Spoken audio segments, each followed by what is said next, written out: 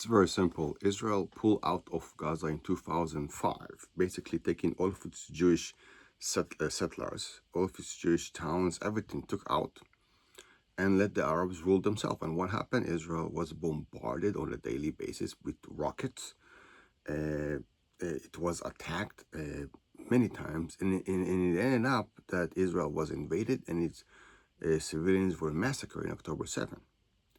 So asking Israel to do the same thing in Judea and Samaria, the West Bank, basically do the same thing, pull out of Judea and Samaria, take all your settlers and everything, and let the Arabs rule themselves, is basically saying, okay, the same thing is going to happen to you from there. So forget about it. There will never be a Palestinian state. This is a map of the Gaza Strip before the 2005 pull up by Israel. There were about 20 Israeli towns there.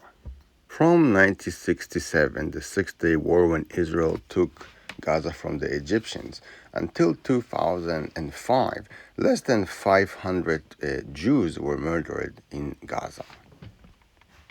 The Jewish communities in the Gaza Strip were thriving and successful and peaceful, and only occasionally suffered from terror attacks. During the Second Intifada, they suffered from bombardment with mortars and occasionally invasion by terrorists. However, terror attacks from Gaza were actually kind of rare because it was enclosed, and the exit was only through the areas in the Kerem Shalom crossing. When I was in the army in 2001, 2002, I served in those two areas you see in the yellow. This is El Sinai and this is Netzarim. We were just one battalion of tanks and plus another half battalion of infantry. In comparison, right now in Gaza, you have 5 Israeli divisions. Think about it. Before the disengagement, there was North Gaza, you had like 2 battalions. Right now, you have 5 divisions in the entire area. What the fuck? Once again, the media played a major role in this Israeli decision to pull out of Gaza. I was completely against that, and because it just so first of all, you're giving a prize to terrorism, and what do you think they're gonna do there once you are? They're just gonna build and rearm and get more elements and get more weapons, and they're simply gonna continue to fight against you. I completely understand it, and this is why I was not surprised that right after the pull-up in August 2005, about 20 years ago, there were mortars fired at Israel, and later there were more rockets and more rockets. This is why after a few years, Israel had to develop the Iron Dome. Israel had to go to war again in 2008 against Gaza.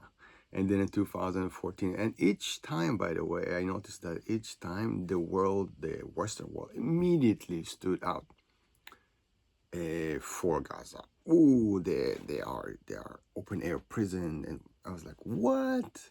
We got out of Gaza. And we didn't get any credit for that we gave them. So think about the same thing. Everybody tells free Palestine, free Palestine. All right, okay. So assuming we are going to do the same thing, we're gonna pull out of Judea and Samaria. We're gonna take more than 500,000 Jews. We're gonna destroy their houses. I don't know how we're gonna do it. We're gonna bring them to Israel, and we're gonna give the Arabs their land, assuming they're gonna agree to make peace with us. But by the way, sometimes they condition it and saying, "Oh, first you pull out, then we're gonna talk about peace." So it doesn't matter. But anyhow, assuming that Israel is doing the same thing in Judea and Samaria, which is the Jewish homeland, what do you expect gonna happen? The same thing. You're gonna have mortars, rockets, infiltration from Judea and Samaria, which is now a Palestinian state. They're gonna fire on our airport.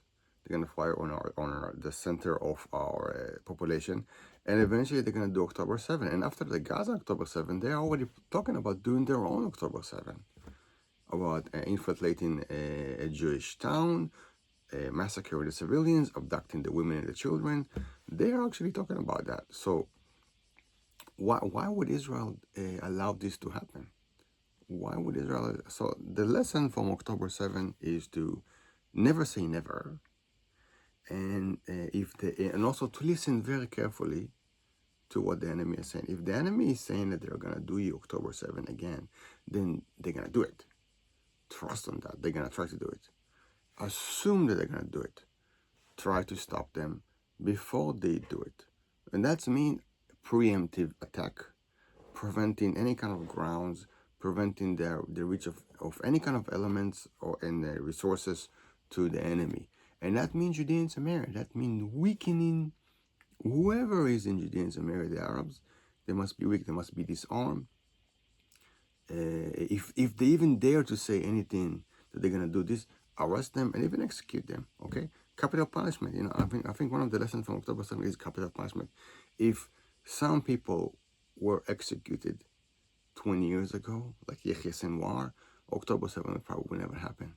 All right, so basically, October 7 was a big slap to the face of Israel, but it was also a wake-up call to never allow any territory to be ruled by the so-called Palestinians. Any land you give to the Arabs will be used against you. So the October 7 invasion to Israel, the genocide against Israel, basically killed the prospect of a Palestinian state, okay, in Judea and Samaria. Now have a look at the map, please. So on the left side you see Gaza, on the right side you see the Dead Sea. This in the dotted center is Jerusalem, and the dot on the left side is Tel Aviv. So the line actually is marking, this is the green line, as they call it. So the line is what separates between Israel to the West Bank. As you can see, this area is very close to all of Israel's population center.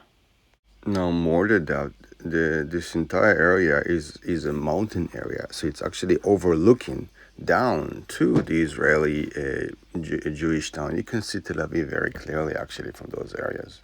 Right now, actually, in the Israeli parliament, you have a bunch of Israeli political party. You have right wing, you have center, you have left. Actually, none of them, except for the Arab parties, is actually pushing the establishment of a Palestinian state through a two-state solution, a peace deal. And this is the idea that was sold to the Israelis for about 20 years during the Oslo Accords, and afterwards the idea is, look, it sounded very simple. We're gonna give them Gaza, Judea, and Samaria. They're gonna create a state over there, and in exchange we're gonna have peace. We won't have war with them. We tried that, and it didn't work, as I told you in other videos, because they simply didn't want to give us peace. We gave them land, but they didn't want to give us peace. And the same thing for Gaza. In Gaza, we didn't give them land without even peace. And we gave them land without a peace agreement, and we didn't get peace at all. So actually, Netanyahu right now, the Likud party, is against the Palestinian state. Israel Beitenu, Lieberman, yeah, against the Palestinian state. The right wing, the religious Zionist power to Jews are against the Palestinian state. Now look at the center. Okay, you have blue and white guns against the Palestinian state. Look at the left center. Yair Lapid, Yesh Atid. It's left center. They're saying, look what they say about what Macron did. He said that it's morally mistake. It's a morally mistake. It's a morally mistake. Well, this is what Yair Lapid used to be a very great supporter of a Palestinian state. He is now against it. You can understand it doesn't work, okay? Now, the people really on the left in Israel are not in the parliament anymore. The left was completely lost in the last election. Labour Party, Meretz Party. Meretz Party was extreme left. It used to just say, "Hey, give them a state, then you're gonna have peace." It's very simple. They say it's gonna be very simple. They are out of the parliament. They were voted out because their ideas, even before October 7, were outdated. It was too stupid. People understand it was too stupid. So right now, there's not even left-wingers, like extreme left-wingers in the Israeli parliament. Maybe they're gonna be back in some other form, but Right now in the Israeli parliament, nobody is actually pushing for a Palestinian state in a peace deal. So just to show you how people in Israel understand that this whole idea of Palestinian state was one big lie. They understand it right now. They understand what I knew 20 years ago, that it's one big, I don't know, fraud. It's a fraud, okay? And now they understand it. So there's not going to be a Palestinian state.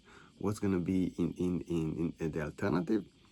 Well, people already understand after October 7th that there's not going to be peace, like a peace deal. Okay, forget about peace deal. Peace deal with Arabs doesn't work. All right, Israel is going to rule the area, and it's going to apply its sovereignty in areas it wants to apply sovereignties. In some areas, it's just going to rule militarily. All right, Israel going to work out on that, but you won't see any Palestinian state. Okay, bye.